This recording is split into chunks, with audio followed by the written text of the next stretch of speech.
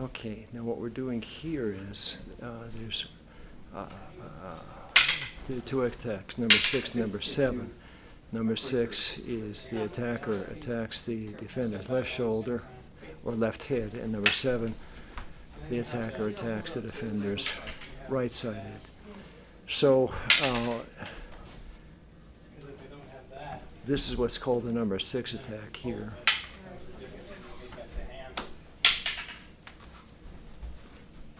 And the defender is riding that attack and actually stealing the stick in a from behind movement. It's a little bit unusual, but it's quite interesting to behold when it works cleanly.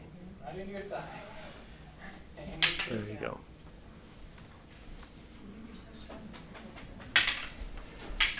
And of course, we're doing this, in the moment in a learning type mode, which is they're playing through the motions together in a casual, informal fashion, just trying to get the legwork and the setup so that it's relatively smooth before they work it in a more realistic fashion.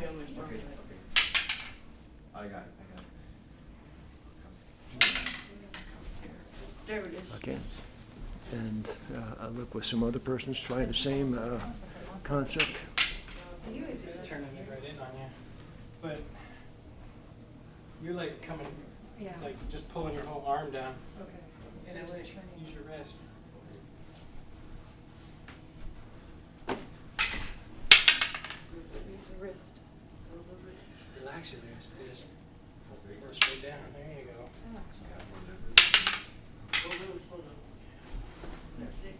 And just keep on following through with that motion. I would try to get more behind a person. So, like when you're capturing the stick, it's almost like you're walking. And step further behind a person. That amps up the leverage. Keep that stick pointed down. There you go.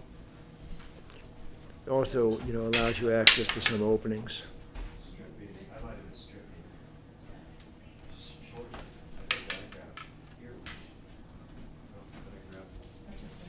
No.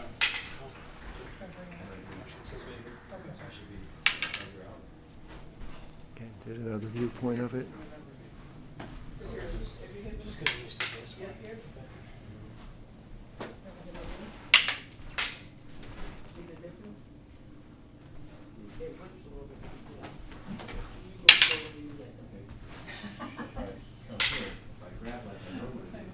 Get that wrist. Okay.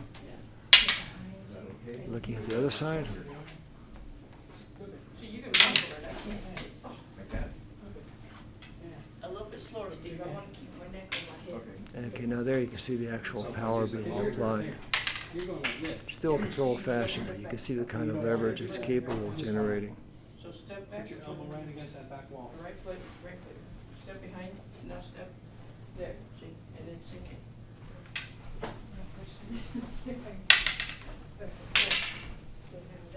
Yeah.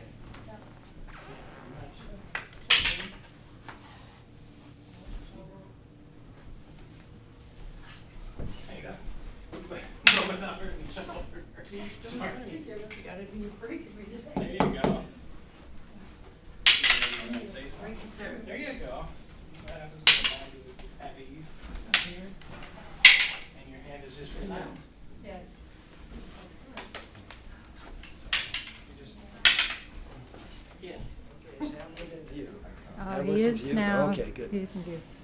Okay, we're going to pick up where we left off before. And, there's two attacks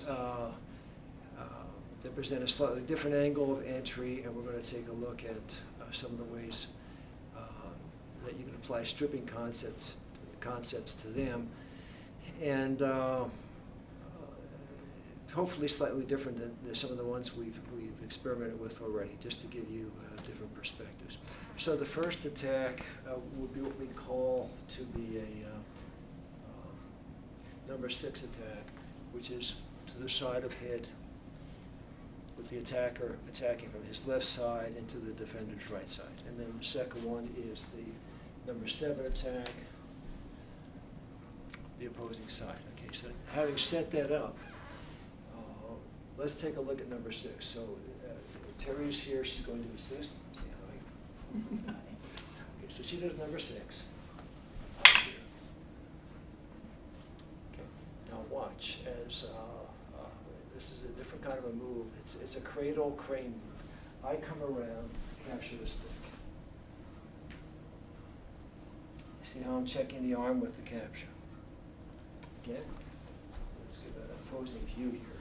So she comes in, I check. I use 2 hands this time to check. And I just use this as a momentary stabilization on her stick. And there's my capture of the stick, okay? Now, what I want you to see after the capture of the stick is how I power up the move. So she's here, she's on target, I capture, and as I step, it's 1, 2. Again, I meet her. In her 0 point for power, I capture the stick. See the slight break of her balance by my rotation, clockwise rotation of her stick, and I accelerate that as I step, and I use my body weight to drive the power of the disarm and the takedown. Okay, so what I did there was I applied 6 or 7 concepts simultaneously, producing the net effect of the persons on the ground, and I've got their weapon.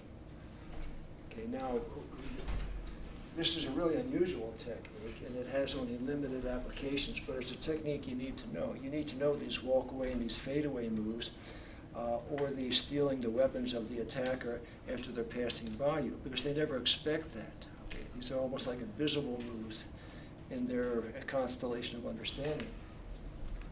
So she comes in. This time, I'm just completely walking by her and taking it. That's almost like a magic trick. So if she's over here, you could observe this from a different perspective. She comes in, and I'm just relaxing through it, going to where she's not. Okay, so that's one type of move you can play, and that is a stripping move. Same deal, if she comes in with number 6, I can check here, I can strip, just like we did with number 2. She comes in with number 6, I can go here, strip, the opposing hand. Give you a different view of that. And these are a little bit similar to what we did before. She comes in with the 4 block, and I'm stripping against the release point of the hand. She comes in, I could block the hand, sorry, okay? And strip. Opposite polarity to what I did a second ago. You get the idea. What you're starting to see now is the earlier techniques are becoming cumulative, still having application, but at different angles. And that's the whole principle of stripping techniques. You want to be able to do a number of strips against each incoming attack. You don't want to just be locked up into 1 or 2. You want to have an assortment that are just right there at your fingertips. And once you understand stripping, it's there for you all the time. Okay, now the other side, which was 7. So she attacks right here. Okay, block, parry. Here's the strip move.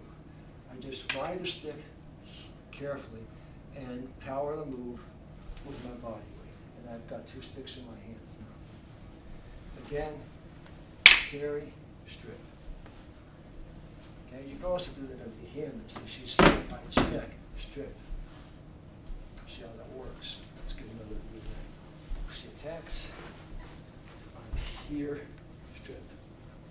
Or I'm here, cobra. Or I'm here, cobra captures.